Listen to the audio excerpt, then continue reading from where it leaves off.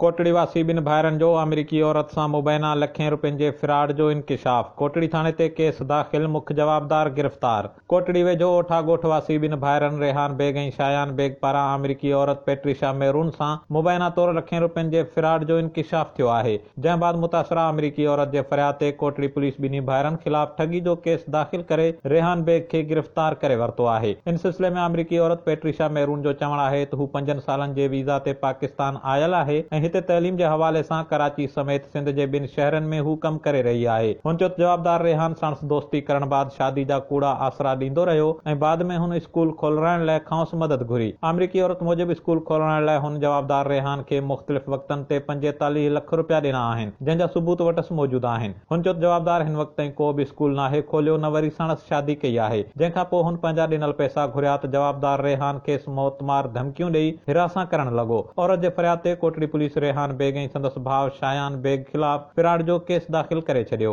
इन सिलसिले में SHO Kotri Qurban Ali Aaklani Kawish digital media reporting team खे ॿुधायो त औरत जे फरियाद ते ॿिन्ही भाइरनि ख़िलाफ़ केस दाख़िल करे मुख्य जवाबदार रेहान बेग खे गिरफ़्तार कयो आहे। जनत केस में नामज़द शायान बेग जी ॻोल्हा जारी आहे, जंहिंखे पिणु जल्द गिरफ़्तार कयो वेंदो। होॾां गिरफ़्तार जवाबदार रेहान बेग मूजिबि हुनजी औरत सां दोस्ती हुई ऐं खेसि वेबसाइटनि समेत मुख़्तलिफ़ डिजिटल वर्क जे मद में खांसि कुझु पैसा वरिता अथमि, पर औरत पारां 45 लख रुपया ॾियण वारी ॻाल्हि बेबुनियाद आहे। ॿिए पासे गिरफ़्तार जवाबदार रेहान जे भाउ जे दरख़्वास्त ते फर्स्ट जुडिशियल मैजिस्ट्रेट पारां कोटड़ी थाणे ते छापो हयो वियो, जिते पुलिस गिरफ़्तार जवाबदार ख़िलाफ़ दाख़िल केस ॾेखारे संदसि गिरफ़्तारी ज़ाहिर करे छॾी। Latif Shoro, Kawish digital media reporting team, Kotri.